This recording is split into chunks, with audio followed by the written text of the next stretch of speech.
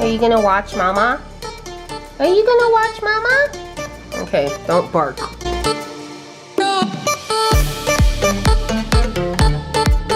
Hey guys, it's Gilly, and today I am here to record another video for you guys. And this topic, because it's still January, so it is still Veganuary, I wanted to share my top 5 tips on eating out as a vegan.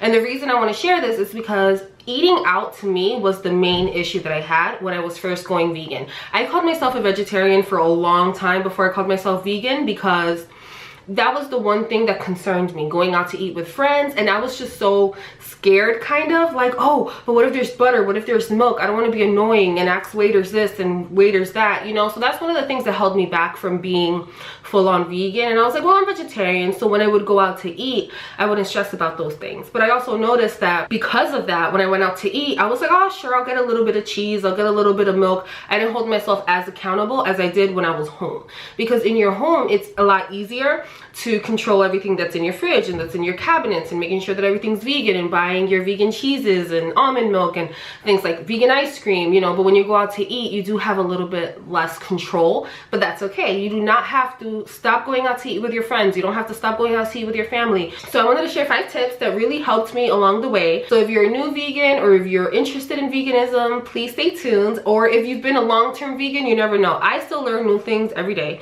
So hopefully you guys learned something. Okay, so my first tip, and this could be somewhat of an obvious tip, is to check out vegan restaurants. happycow.net. It's an amazing app that I use on my phone. It's a website, but you could also get the app on your phone. And it is amazing because it tells you all the vegan, vegetarian, vegan-friendly local health food stores in your area. You just put a zip code. That really was helpful to me coming from Jersey to Oklahoma, because, you know, here in Oklahoma, I was like, what? And I was able to find a few places, even if they weren't full-on vegan. There's only one place in Oklahoma that's full-on vegan. The app actually really did help me find places that were vegan friendly. And even if they weren't full-on vegan, they had a vegan portion of the menu, or they had a lot of vegan options, which was great.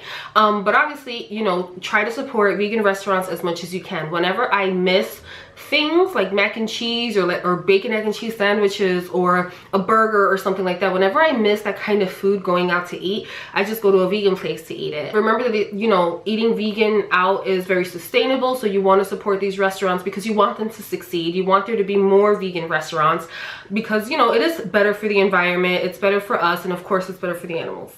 Okay, tip number 2 is do not be afraid of regular chain restaurants like Chipotle, Taco Bell. You can always look online, look on their websites to see what allergens they have in their menus. Subway, you know, they post these things. They have these websites. Chili's, Applebee's. You can go on their websites and look at the ingredients, because, you know, fortunately for vegans, not fortunately for people who have allergies, but fortunately for vegans, a lot of people are allergic to eggs or milk or things like that. All these places do have a nutritional section on their websites, and you can just check it out beforehand. You could check it out on your phone, in the car, on the way there. You know, especially like Chipotle, they have sofritas. There's a lot of places that have vegan options and you just don't know it. Or you can very easily veganize things, like in Taco Bell. Instead of using ground beef for things, you can just use beans instead. No cheese, no sour cream, and you could pretty much get most things on the menu. Obviously not a quesadilla, because what are you gonna replace the cheese with? But you know what I mean? My favorite thing from Taco Bell is a 7-layer burrito. No cheese, no sour cream.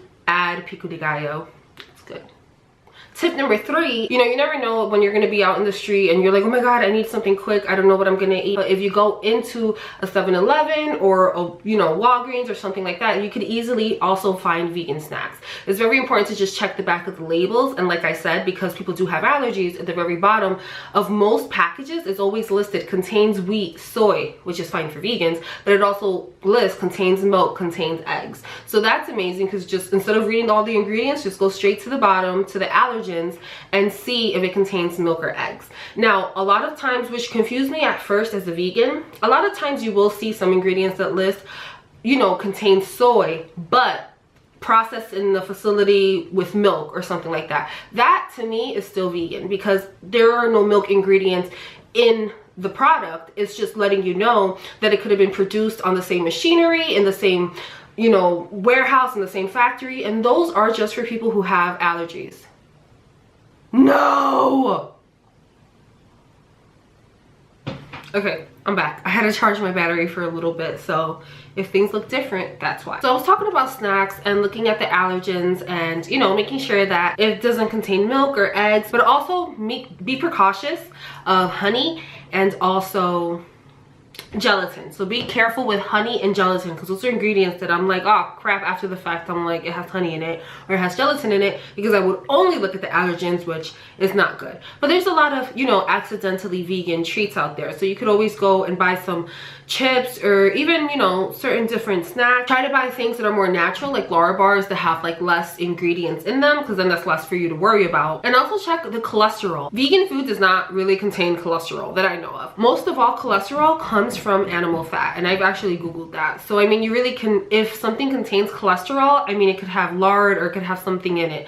Like one thing that I've looked at is on websites of places that you can eat, and if it says, you know, potato french fries and it doesn't list it in the ingredients, because you can't really tell what all the ingredients are sometimes, but it says it has some sort of cholesterol in it, then you can pretty rest assured that it has some sort of like animal, like beef stock or beef seasoning or pig or pork or lard or something like that. Okay, so my fourth tip is worst case scenario. I've gone to so many diners and even some restaurants that don't have anything for vegans, and I'm like, you know what, they have a side salad and you could always get french fries or a baked potato or something like that. And one of the things that I order often when I go to like a diner or something like that is I will literally say, can you put the side salad without cheese in a wrap and a side of fries? And I literally just get a salad in a wrap, and it tastes really good, and you can get it with balsamic vinegar, or most French dressings are vegan, so I ask at places. And don't be shy about waiters at restaurants. I mean, they're more than willing to help. I mean, a lot of times they'll be like, why, are you allergic? And it's like, no, I'm not allergic, I just choose not to eat it. You know, don't be shy, don't be scared, don't feel like you're putting people out of their way, because the more of us that demand these foods, the more restaurants will have vegan options, you know, and put vegan on their menus. We want restaurants to be more cautious of vegan items and not putting butter on everything and not putting milk on everything, you know. So the more of us that ask for these things, like I'll go to the same place sometimes and be like, do you have soy milk? Do you have almond milk? Do you have non-dairy milk? Knowing they don't have it, but each time I go, I still ask, because you want them to see that people are demanding these things, you know. If you're selling coffee, you shouldn't just, I hate when they're like, oh, but we have skim milk. I'm like, no thanks, that still contains animal ingredients, you know. Be friendly about it, but don't be shy to ask. Without asking, we don't receive what we want. And as consumers, it's on us to demand what it is that we want. You know, be okay without having any meat on your plate. Make a meal out of side dishes. You know, mixed vegetables with rice and beans and chips and guacamole at Chili's have been a meal for me. You know, there's nothing wrong with that. Just make sure to check the ingredients before you go. A great thing that I do also before I head somewhere is literally I will just Google on my phone. We all have our phones with us. You know, we can't say that we don't. And if you don't have a phone, check before you leave the house.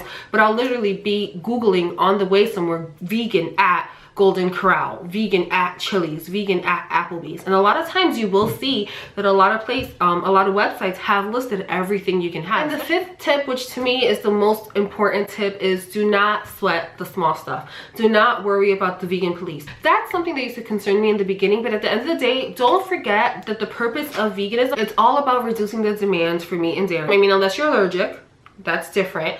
But for me, I'm not allergic to any food, thankfully. You know, I'm not allergic to any food. So if I go into a restaurant and they fry the french fries in the same oil that they fry the chicken, I'd rather them not. I'd rather places like KFC, like the wedges are cooked separately. They're not fried with the chicken wings, you know, with the fried chicken, which is great. I prefer that, but it's not going to happen at every place, and you're not going to know at every place. But that is still considered vegan, because at the end of the day, I'm not paying for the chicken that was fried in that oil.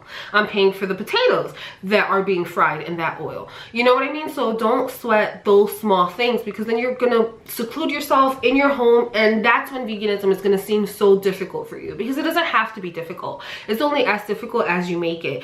And the point is 2017. We want to normalize veganism. We want to show that you can be vegan anywhere. You know, it's very easy, especially in 2017, to be vegan. So remember, we all make mistakes and you learn from them. When you go to a restaurant and you ask about the vegan options, next time you go there, you'll know. You know, you don't have to ask every single time. And most importantly, remember, it's not about you. It's about the animals. It's not about, you know, I mean, unless you're doing it only for health reasons, you know, and you're plant-based, then, you know, that's a different story. But if you're not doing it solely for health reasons and you do want to go out to eat and you do want to enjoy a meal with your friends, don't stress about, oh, cross-contamination, you know, oh, well, maybe they sauteed your veggies in the same pan that they sauteed veggies for somebody else that did have butter. You know, you requesting, can you not put butter on it, will be like, oh wow, maybe they'll think twice about it. Maybe restaurants will be like, oh well, let's stop making it with butter. Since some people are lactose intolerant, let's start making it with olive oil. Like, these little things do make changes. And if we don't speak up, if we don't make noise, if we don't ask for what we want, we're not going to receive it. Let me know any other tips. If you are vegan, if you've been a long-term vegan and you're watching this video,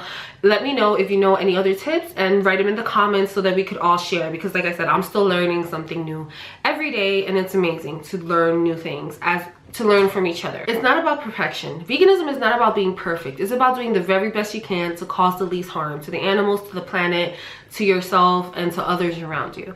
You know, so don't stress out about having to be perfect and being nervous when you go out to eat. So those are my 5 tips for today. I hope you enjoyed this video. I hope you found it useful or informative in any way. If you have any questions for me, please leave them in the comments. If you have any suggestions, any sort of videos that you would like me to make, please leave it in the comments below. Remember to subscribe to see more videos, and I'll see you soon.